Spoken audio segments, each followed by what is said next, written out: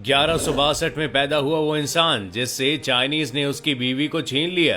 बीवी को बचाने के लिए और अपनी लूटी इज्जत का बदला लेने के लिए उसने पूरे चीन, मंगोलिया और रूस तक को गुलाम बना लिया था। हम बात कर रहे हैं चंगेज खान की, जिसने मरने से पहले दुनिया के 22% हिस्सों पर कब्जा कर लिया था। चंगेज खान इतना ताकतवर था कि वो भारत के बॉर्डर तक भी आया था, लेकिन फिर भी वो भारत पर बिना हमला किए ही क्यों लौट गया। भारत के बॉर्डर से चंगेज खान के चुपचाप लौटने की कहानी की शुरुआत सन 1220 के आसपास शुरू होती है, जब चंगेज खान लगभग पूरे मंगोलिया और चीन पर कब्जा कर चुका था और सिल्क रूट पर पकड़ बनाने के लिए अपने एक दूत को उस समय के सबसे फेमस सल्तनत यानी खावरिज्म सल्तनत में भेजा। लेकिन सल्तनत के बादशाह अलाउद्दीन मोहम्मद सेकंड ने उस दूत का न सिर्फ मजाक बनाया, बल्कि उसकी बेइज्जती करके उसे भरे दरबार में जान से मार दिया। कुछ टाइम बाद चंगेज खान ने अपने 3 और दूतों को बादशाह के दरबार में भेजा। इस बार भी मामला वही था। बादशाह अपनी सत्ता के नशे में चूर था और उसने तीनों को जान से मारने का आदेश दे दिया। लेकिन बाई चांस 3 में से 2 दूत कैसे भी करके वापस चंगेज खान के पास आकर बादशाह के घमंड की पूरी कहानी सुनाते हैं। कहा जाता है कि चंगेज खान बादशाह के इस रवैये से इतना गुस्सा हो गया था कि बिना एक भी सेकंड गवाए तुरंत ही युद्ध के लिए निकल गया।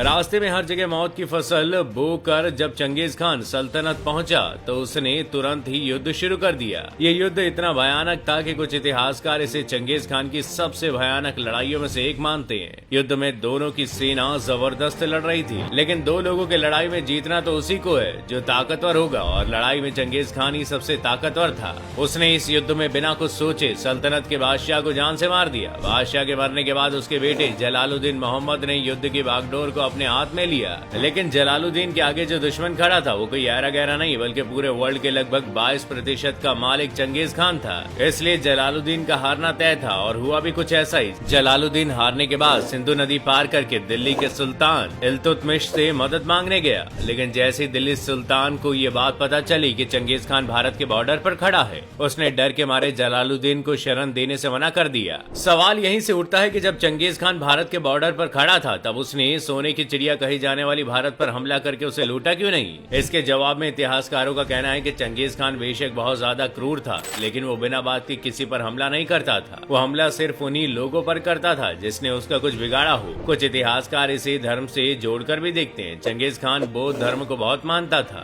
और वो ये बात अच्छी तरह से जानता था कि भारत गौतम बुद्ध की जन्मभूमि है, इसलिए उसने भारत पर हमला नहीं किया। और बात रही भारत पे पैसे के लालच में हमला करने की, तो इतिहास बताता है कि चंगेज खान को कभी भी पैसों का लालच नहीं था और ना वो सिकंदर की तरह दुनिया जीतना चाहता था। वो बस उसी से लड़ता था जिसने उसका कुछ बिगाड़ा हो। आपको क्या लगता है, अगर चंगेज खान भारत पर हमला कर देता तो क्या कभी मुगल या अंग्रेज भारत आ सकते थे? हमें कमेंट करके जरूर बताइएगा।